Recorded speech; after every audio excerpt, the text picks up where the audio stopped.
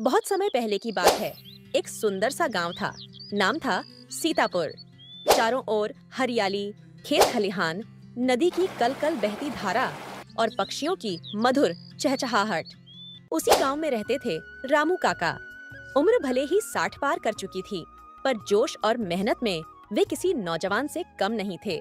रामू काका के पास बस एक छोटी सी झोपड़ी, 2 बैल, हींगू और मंगलू और थोड़ी सी जमीन थी।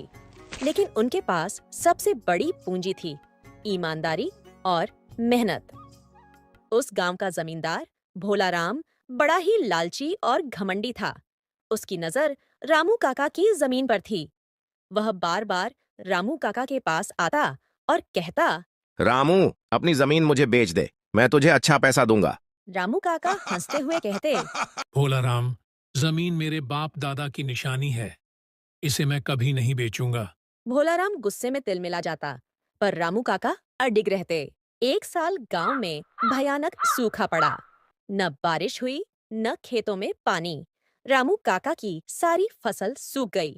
घर में खाने को अनाज नहीं बचा। बैलों के लिए चारा भी नहीं था। गांव के लोग भोला राम से उधार लेने लगे, लेकिन रामू काका ने सोचा। उधार लूंगा तो जिंदगी भर कर्ज चुकाता रहूंगा। बेहतर है मेहनत करूं। रामू काका ने अपने बैलों के साथ सूखे खेतों को जोतना शुरू किया। तपती धूप में पसीना बहता, मगर उनके चेहरे पर मुस्कान रहती। गांव के बच्चे जब खेलते खेलते रुक जाते, तो रामू काका उन्हें पास बुलाकर कहते। बच्चों, मेहनत करने से कभी डरना मत।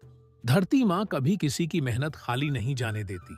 ऐसे ही थोड़े दिन बीते और एक दिन गांव में सरकार की तरफ से एक अफसर आए।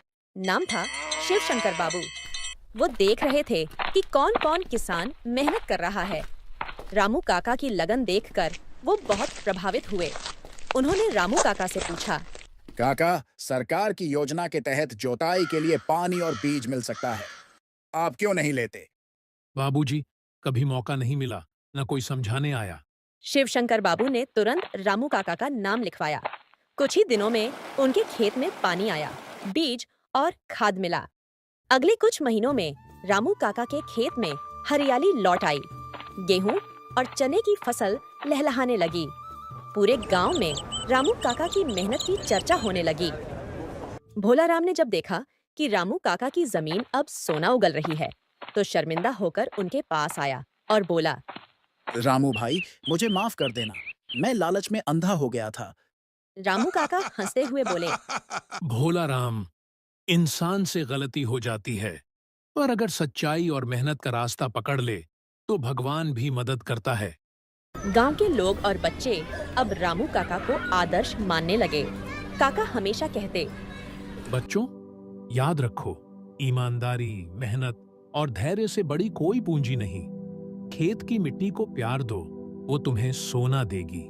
और इस तरह रामू काका की कहानी सीतापुर गांव में पीढ़ी दर पीढ़ी सुनाई जाने लगी।